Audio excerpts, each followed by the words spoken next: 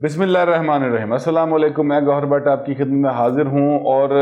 لگتا یہ ہے بلکہ اب تو مجھے یقین ہو گیا ہے کہ حکومت کے سر پر سینٹ کا الیکشن سوار ہو چکا ہے، اور انہیں یہ یقین ہوتا جا رہا ہے کہ وہ یہ الیکشن ہار جائیں گے۔ اس وجہ سے حکومت نے ہاتھ پاؤں مارنے شروع کر دیے۔ جیسے جب انسان ڈوب رہا ہو تو اس کو سمجھ نہیں آتی نا کہ وہ کدھر جائے، تنکے کا سہارا بھی اس کے لیے کافی ہوتا ہے، تو وہ پٹھے سیدھے ہاتھ مار رہا ہے۔ تو حکومت کی حالت بھی کچھ اسی طرح سے ہوئی ہے، وہ پٹھے سیدھے ہاتھ مار رہی ہے، لیکن ان کی بات کہیں بن نہیں رہی، دال کتے گلدی نظر نہیں آ رہی۔ اور پہلے انہوں نے یہ کیا کہ وہ سپریم کورٹ چلے گئے صدارتی ریفرنس لے کے کہ جناب جو سینٹ کا الیکشن ہے وہ اوپن بیلٹ کے ذریعے کروایا جائے، جبکہ آئین میں واضح لکھا ہوا ہے کہ اوپن بیلٹ کے ذریعے الیکشن نہیں ہو سکتا۔ اور پھر جب الیکشن کمیشن آف پاکستان نے اپنی رائے وہاں پر دے دی سپریم کورٹ پہ، تو اس کے بعد ان کو یقین سا ہو گیا کہ اتنے ساڑی دال نہیں گلنی۔ تو اب انہوں نے ایک نئی گیم کھیلی ہے اور نئی چال چلی ہے، اور یہ چال جو ہے ظاہر ہے کہ ڈاکٹر بابر اعوان صاحب جیسے کاریگر آدمی عمران خان کے پاس ہیں، اور وہ اب ڈاکٹر بابر اعوان کی کاریگری تو ہے نا، پھر یہ تو ہمیں ماننا پڑے گا کہ وہ چیزوں کو بڑی اچھے طریقے سے مینوپولیٹ کرتے ہیں، یا کم از کم جو جس بندے کو وہ کیا کہنا چاہتے ہیں ماموں بنانا چاہیں، جس کو بھی پہلے زرداری صاحب کو بناتے رہے، آج کل وہ عمران خان کو بنا رہے ہیں، تو وہ جس کو بنانا چاہیے اس کو وہ بنا لیتے ہیں، بہرحال چاہے وہ جتنا مرضی ذہین آدمی ہو، آصف زرداری جیسا بندہ کیوں نہ ہو، وہ بنا لیتے ہیں۔ یہ اس بات میں ان کو ملکہ حاصل ہے، اور میں باقاعدہ اس بارے میں سمجھتا ہوں کہ وہ ان کی تعریف کی جانی چاہیے، اور میں صدقے دل سے تعریف کر رہا ہوں۔ انہوں نے یہ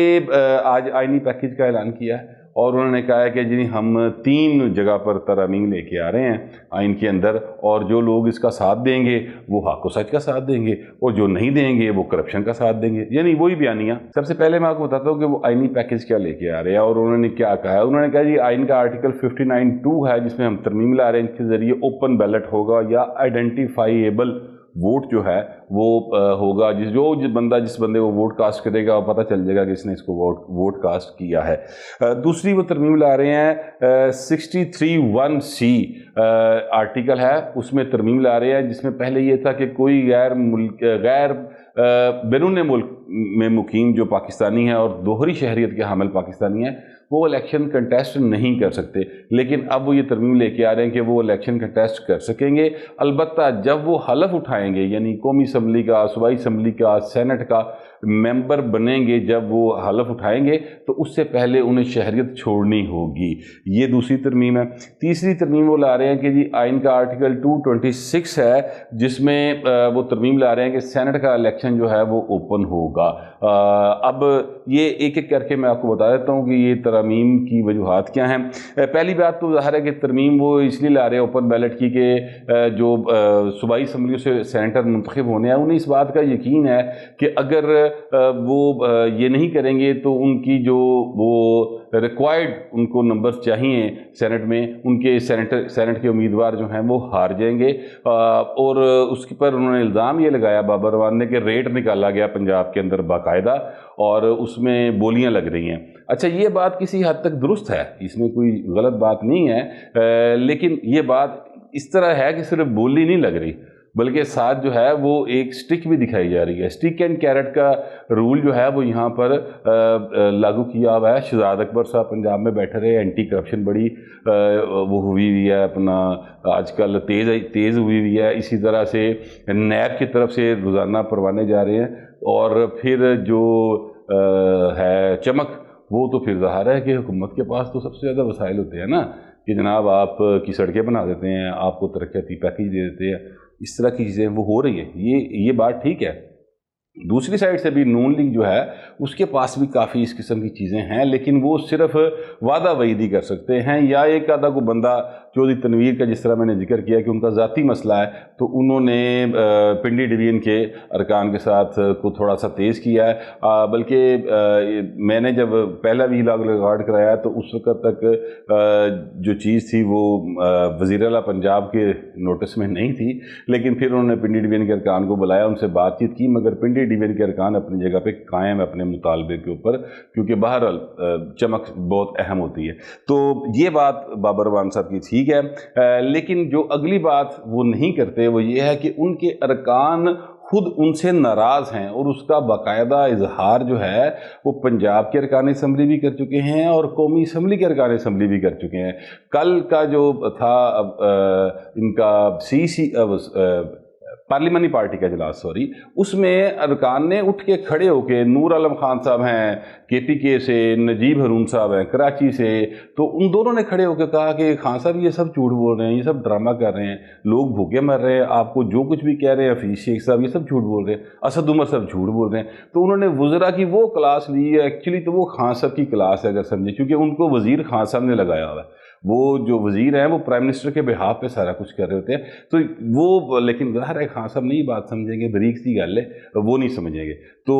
اقتدار میں ویسے اس طرح کی باتیں سمجھ بھی نہیں آتی۔ تو یہ اصل بات تحریک انصاف کو یہ ہے کہ اس کے اپنے ارکان حکومت کی کارکردگی سے مطمئن نہیں ہیں اور وہ مطمئن نہیں کر پا رہی، یہ ان کو باندھنے کے لیے لایا جا رہا ہے۔ جو ہے آرٹیکل 63(1) اس میں بیرون ملک مقیم پاکستانی جو ہے دوہری شہریت والے وہ الیکشن لڑ سکیں گے۔ بابا اگر انہوں نے الیکشن لڑنے کے بعد حلف لینے سے پہلے شہریت چھوڑنی ہی ہے تو پھر یہ ترمیم کرنے کی ضرورت کیا ہے؟ آپ کو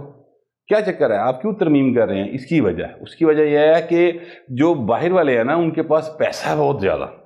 بڑے نوٹوں والی سامی ہیں وہ، اور وہ نوٹوں والی سامیاں گھیر گھار کے لانے میں تحریک انصاف بہت ماہر ہے۔ فنڈز بھی ملتے ہیں وہاں سے، بڑے اربوں روپے کے فنڈز آئے ہیں، کیس بھی چل رہا ہے اور اس میں کچھ ڈیولپمنٹس بھی ہیں، وہ میں نیکسٹ ویلاگ میں آپ کو بتاؤں گا۔ تو یہ اصل میں ان کو اٹریکٹ کیا جا رہا ہے کہ تسی آؤ، تسی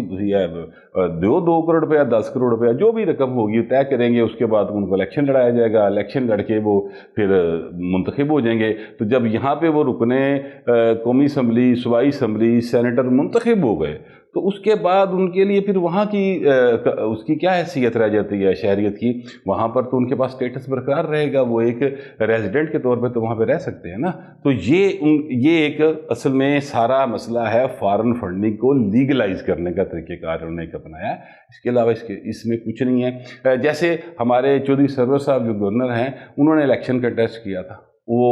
گورنر بنے۔ جب وہ گورنر بن گئے تو کسی نے بتایا کہ ان کے پاس تو برطانیہ کی شہریت ہے، تو پھر انہوں نے کہا ہو اچھا تو میں چھوڑ دیتا ہوں۔ انہوں نے فوری طور پہ برطانیہ کی شہریت چھوڑ دی۔ بھائی تو اتنے گورنر لگ گئے ہیں، اتنے تو کام بندہ تھا، تو پھر اس کو کیا ضرورت تھی؟ تو یہ ایک طریقہ کار ہے۔ اور تیسری جو چیز ہے انہوں نے یہ کی ہے کہ جناب آئین کا آرٹیکل 226 ہے، اس میں ترمیم کر رہے ہیں کہ اوپن بیلٹ ہوگا۔ اوپن بیلٹ سے مراد یہ ہے کہ جو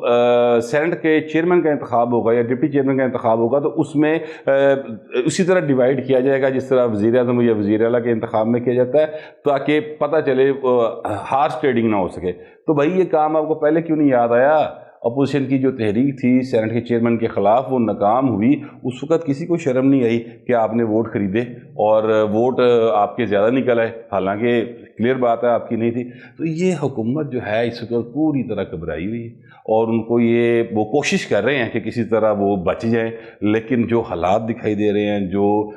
کرائن ہیں اور جو معاملات دکھائی دے رہے ہیں، اس میں لگتا نہیں ہے کہ یہ بچ سکیں گے۔ اور کیونکہ ان کے پاس قومی اسمبلی میں سادہ اکثریت ہے، وہ بھی اتحادیوں کی مرضی سے ہے، اس کے بعد سینٹ میں تو سادہ اکثریت بھی نہیں ہے، تو آئین میں ترمیم کے لیے تو 2/3 اکثریت کی ضرورت ہوتی ہے، قومی اسمبلی میں بھی